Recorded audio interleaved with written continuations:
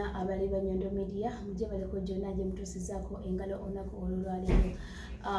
Onako olwaleero tukomyewo ku story ya muganda waffe oba mwana muwala amanyikiddwa nga Takia. Mujjukira bulungi nnyo nti nambaleeterako twasekana ng'asula ku rooftop naye abantu bangi balaba story eno by the way ne bagenda maaso n'okuba nga bamuwa obuyambi era ngenda maaso n'okuba nga neebaza abo nabayddewo Takia bambi temujjangu okwo mwebale nnyo mwebale era nsaba Mukama Katonda ono abagabirire nammwe.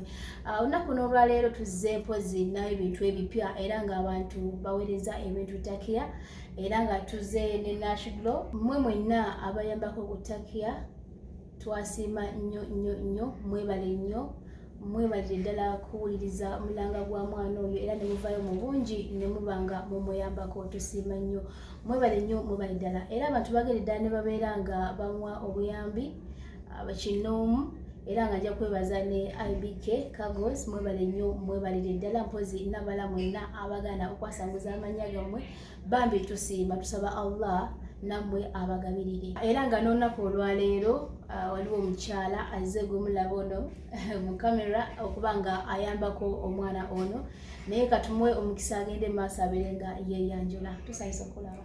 Assalamu alaikum warahmatullahi wabarakatuh. Nze Nashglo mubadde mundaba naye nga mudabira mu kizigo essaawa zino nzize ku mbeera eriwo oyo mwana muwala Takia olw'ensonga nti tulina ekibiina kyaffe kye twatandikawo ekya Nashglo Foundation. Kakati munnange nno olwaleero naffe tuzze tukwatire wamu tulabe nga tuyambako munnaffe nate era nga tukuddiza gwe wenna nga bw'obadde otuwagira nga bw'obadde otubeererawo ku ssaawa naffe essaawa tube nga tuddiza ku munnaffe ate olw'embeera gy'abadde ayitamu era eyatugambiddwa Munnayuganda munnaffe naddala embeera naye eri ku kyeyi ng'ejja tabeera nnyangu. Kakati munnange nze ne ttiimu yange tuvuddeyo era nate tukwatireko munnaffe ono mukyala munnaffe nga wamanyi guno omulembe abakyala tungeri gye twasitukira mutandika okukola katula mukyala munnaffe ate ng'alina we yeetaaza obuyambi tufaayo bulungi nnyo ne tuba nga tukwataganira wamu tulabe munnange nga naye afuna waatuuka.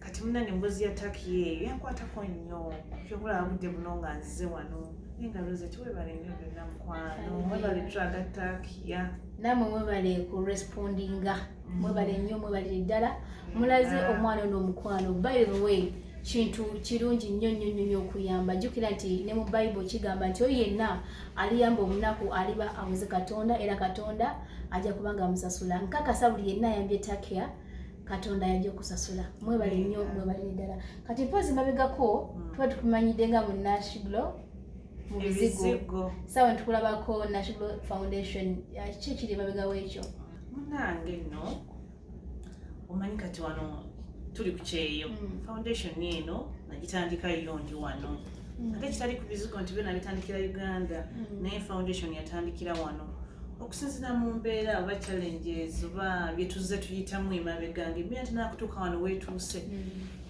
na kirowoozaamu nti Mukama bwantuusiza wano wentuuse ate nnyinza kuddiza nti abantu abayita mu mbeera eyo gye nayitamu oba abayita mu mbeera eyo abantu gye bayitamu eyo naye nga tebalabika.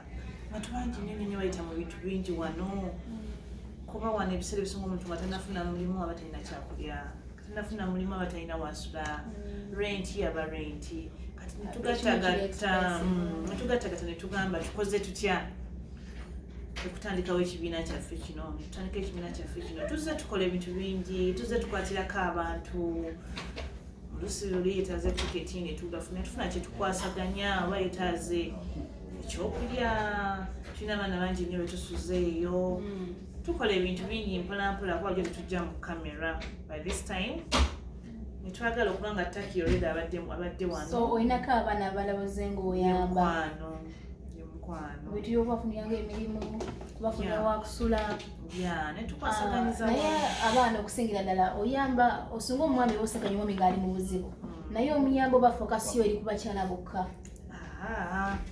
Abakyala bano bafiibwako nnyo olw'ensonga nga omanyi nti bakyala nange ndi mukyala abakyala balwawo okulowoozebwako oluusi ate oluusi ffe tuba n'okutya okuvaayo nti bane ndi mu mbeera bweti mulimu omuntu abeera mu mbeera ng'anyigirizibwa kyova olaba twakitandikira nnyo ku bakyala naye nga n'abaami tetulina buzibu nga tutegedde embeera gy'olimu. Ekirungi kyakulaba nti buli omu atleast abeerako afiibwako mu mbeera emu oba endala nekyo ekitone kiba kiriwo. Naye nga tuzzeeko emabega ku bizigo bino, ebizigo bino bitambula bulungi na customers? Alhamdulillah ebizigo bibadde bitambula. Nange mwebale kumpagira, mmwe mumpa n'amaanyi okukola bino makwano.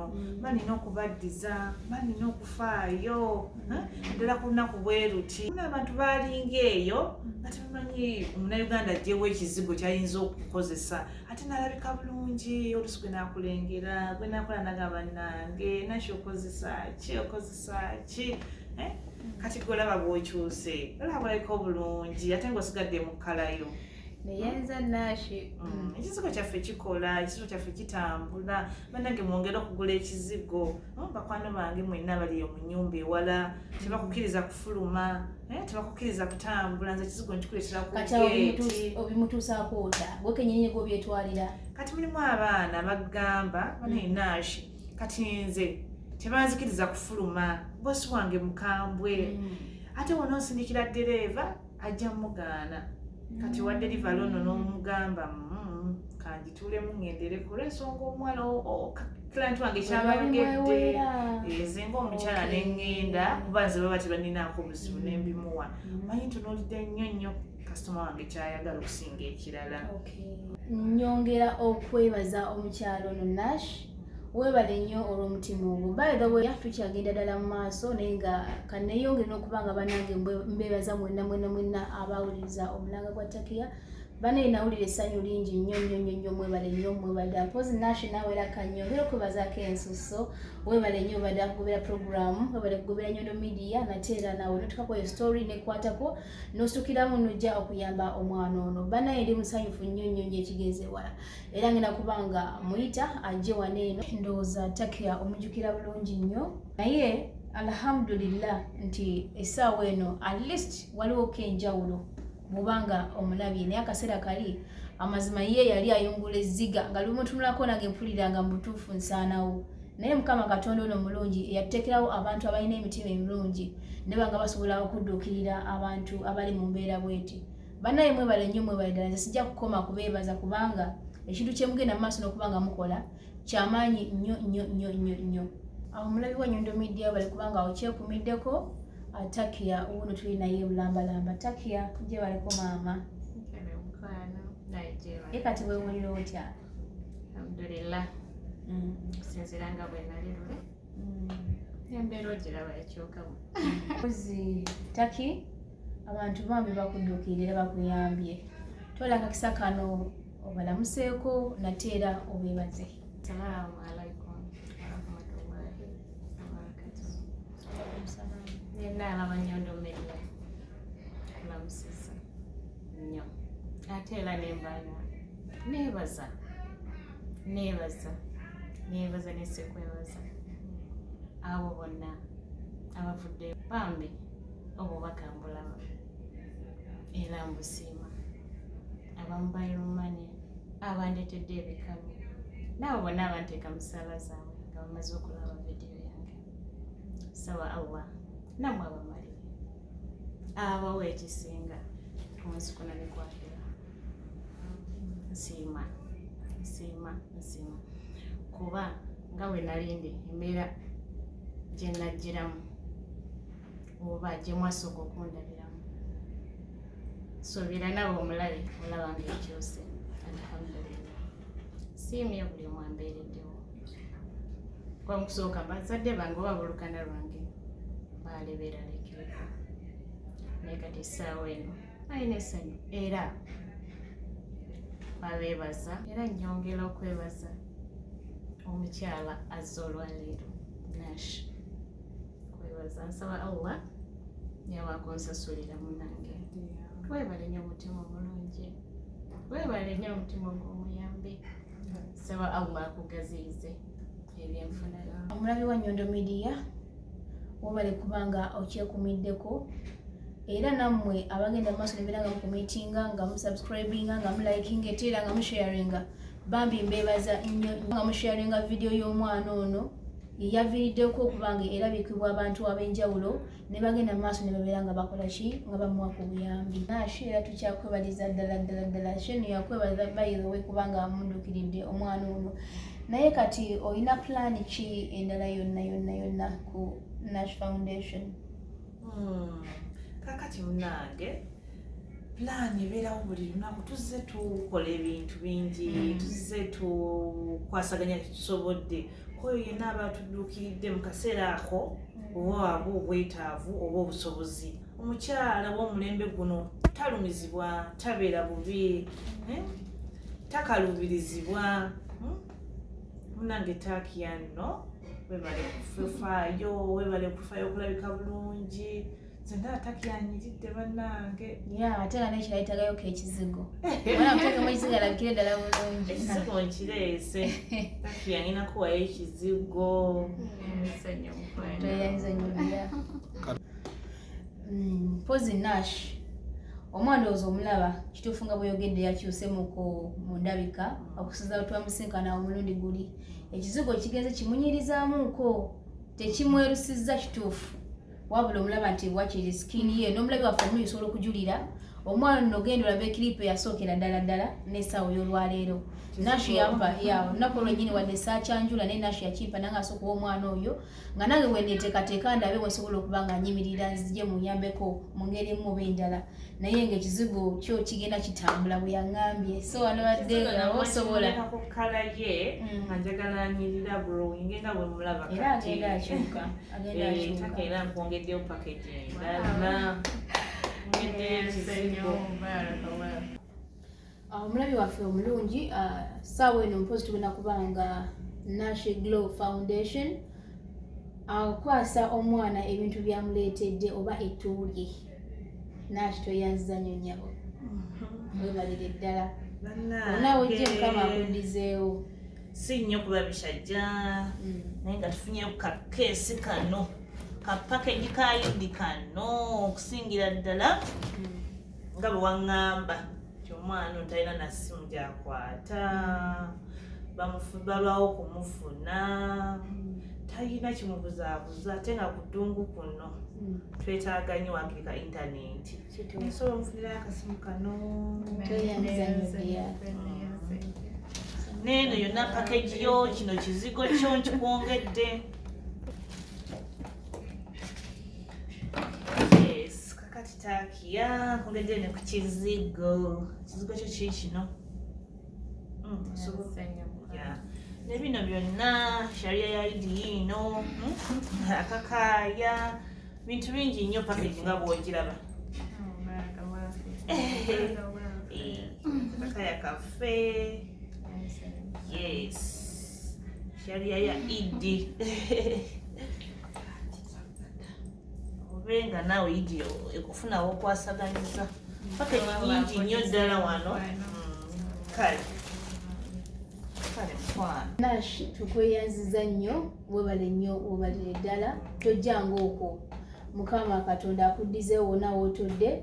Mpozi kangende maaso n'okubanga nkubiriza oyo nalaba Nyondo Media abaana ab'obuwala munnajjukira nti endabikayo kyekitiibwa kyo. Genda maaso obeere nga contactinga Nash ofune ku products ze ez'ebizigo. Munnaye nawe olabikeko obulungi, oba oyagala kusigala mu kalayo akuwa ekizigo ekikunyiriza naye ate nosigala mu kalayo. Bw'oba nga oyagala kweruka natera akuwe ekizigo yagamba nti ofuuka Omufiripayini oba Omuzungu akisobola. Buli ebizigo ate nga si bya bbeeyi mpozi ate okunamba y'essimu kojja okuba nga omufunira obeere ng'omukoonako akote ku bizigo. Jjukira nti akola ne home delivery aba asobola okuba nga bikutuusa kugamba ngamu abaana bali mu biyumba mulabika bisikini zammwe zifudde. Mweyune Nash abeere nga abaleeta products ezo mulabike bulungi. Enamba yange eri +791 582 762 585. Enamba yange eyo ogikubako nonyinyonyola ky'oba weetaaze. Oyagala kugejja, oyagala kweruka, oyagala gobambala be, oyagala sigala mu kalayo mugabaaganye, oyagala glowinga lususu, kyonna mukwano oba watuuse dda naye nga neyanziza nange okumpa omukisa guno ate nenzaamu nensinkana Takia. Obala nnyo obalire ddala. Taki obubaka bwo eri Nash. Siimye nnyo mukwano. Weebale nnyo omutima ogw'omuyambi bambi. Sawa kusasulamu ekisinga mukwano.